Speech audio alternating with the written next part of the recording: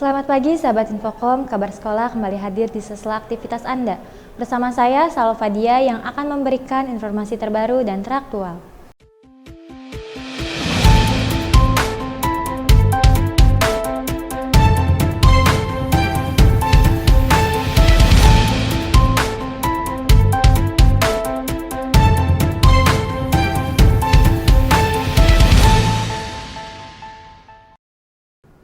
Gempa Cianjur terjadi hari Senin 21 November 2022 pada pukul 13.21 waktu Indonesia Barat. Gempa berpusat di Kabupaten Cianjur bermagnitudo 5,6 skala Richter. Guncangan gempa terasa hingga wilayah di Jakarta. Selain di Jakarta, gempa turut dirasakan di Sukabumi, Bogor, Bandung, hingga Depok. Berikut liputannya untuk Anda.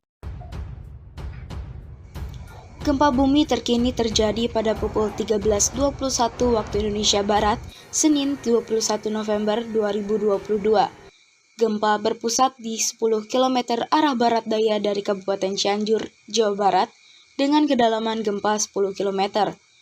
Dikutip dari situs resmi Badan Meteorologi, Klimatologi, dan Geofisika atau BMKG, mengatakan titik gempa berada di 6,84 lintang selatan dan 107,05 bujur timur, tidak berpotensi tsunami.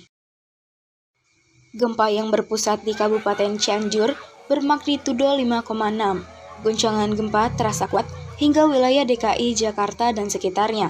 Selain di Jakarta, gempa turut dirasakan di Sukabumi, Bogor, Bandung, hingga Depok. Warga di beberapa wilayah melaporkan merasakan gempa. Di Jakarta, warga wilayah Jakarta Selatan, Jakarta Barat, hingga Jakarta Pusat merasakan getaran yang kuat selama beberapa detik.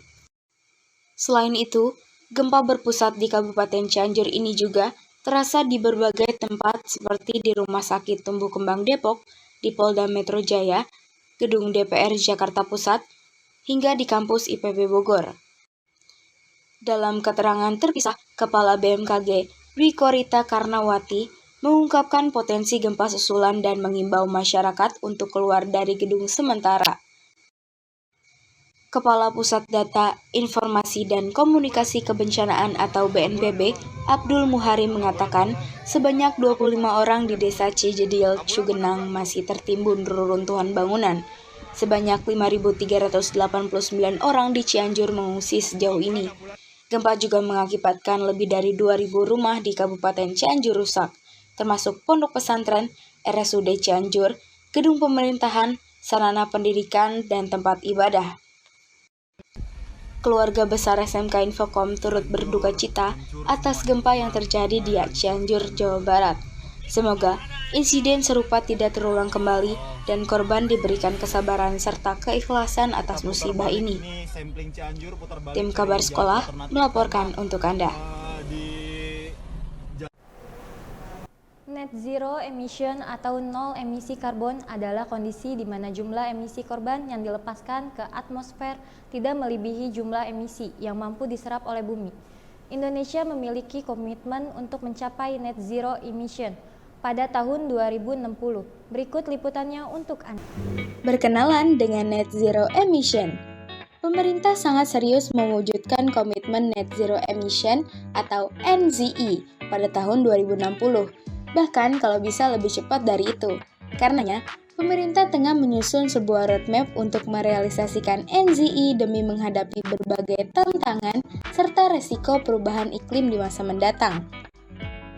Hal ini dikatakan oleh Menteri Energi dan Sumber Daya Mineral atau SDM Arifin Tasrif dalam diskusi bertajuk Road to COP26, tekad generasi muda Indonesia mencegah perubahan iklim dan mendukung energi bersih yang digelar di Jakarta, Kamis 7 Oktober lalu.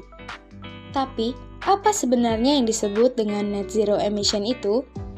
Net zero emission atau nol emisi karbon adalah sebuah kondisi di mana jumlah emisi karbon yang dilepaskan ke atmosfer tidak melebihi jumlah emisi yang mampu diserap oleh bumi.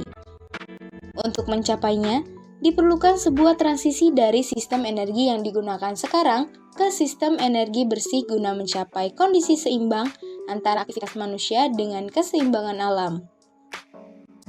Salah satu hal yang perlu diperhatikan dalam melakukannya adalah mengurangi jumlah karbon atau gas emisi yang dihasilkan dari berbagai aktivitas manusia pada kurun waktu tertentu atau lebih sering dikenal dengan jejak karbon.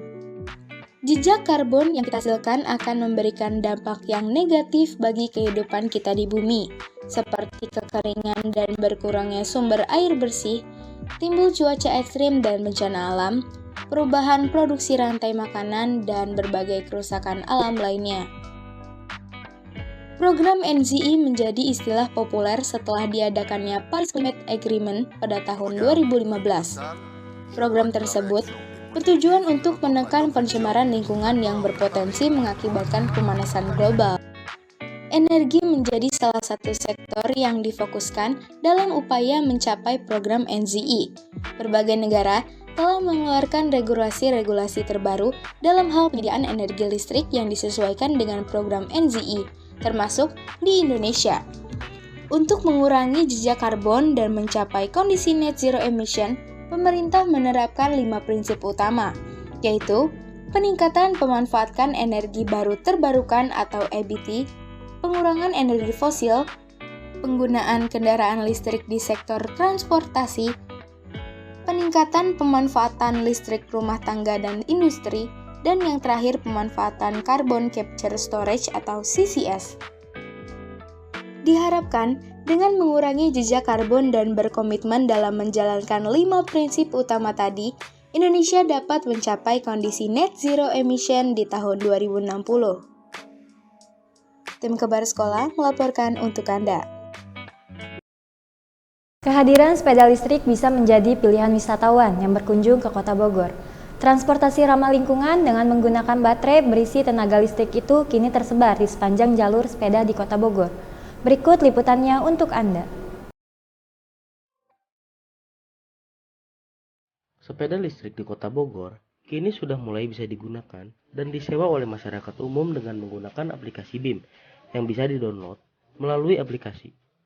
Masyarakat bisa menggunakan sepeda listrik yang ada di Kota Bogor.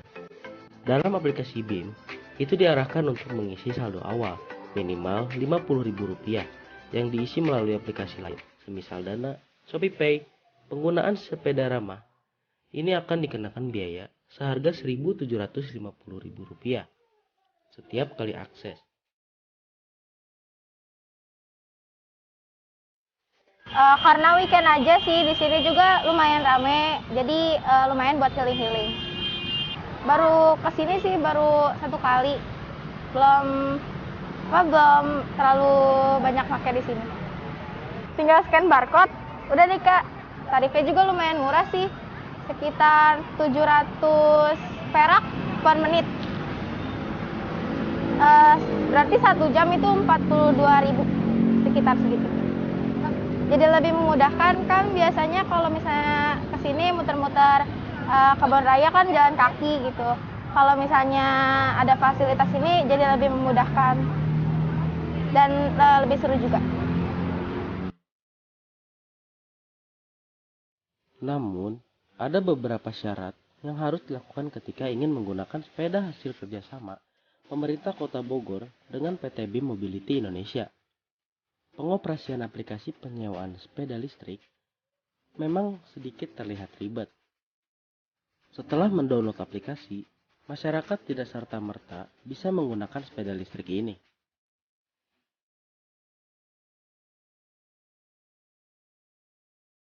Tim Liputan SMK Infokom melaporkan.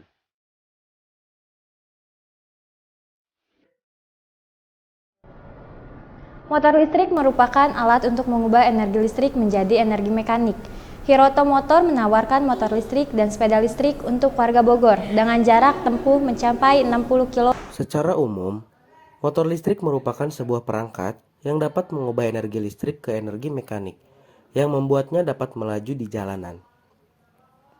Motor listrik adalah alat untuk mengubah energi listrik menjadi energi mekanik. Cara kerja motor listrik adalah dengan mengubah tenaga listrik menjadi tenaga mekanik. Perubahan ini dilakukan dengan mengubah tenaga listrik menjadi magnet yang disebut sebagai elektromagnet. Salah satunya Hiroto Motor yang menawarkan motor listrik dan sepeda listrik. Untuk saat ini di display kita ada 3 ya. Yang pertama itu jenisnya LN. LN itu banyak warnanya Kak. LN ini harganya 9 juta rupiah. Yang kedua ada jenisnya T3. T3 itu jenisnya kayak Vespa Matic. Kalian semua tahu kan Vespa Matic. Nah, tapi ini yang Vespa listrik itu harganya 11.300.000. Yang ketiga ada N9. N9 ini bentuknya sedikit kayak NWOX kalau dilihat dari belakang.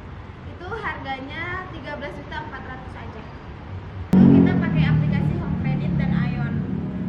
Ya, menggunakan. Tapi untuk saat ini kita sedang memproses faktur. Faktur itu kan sebelum adanya STNK, BPKB dan plat nomor, itu sebelumnya harus ada faktur. Nah, faktur ini kita sedang proses.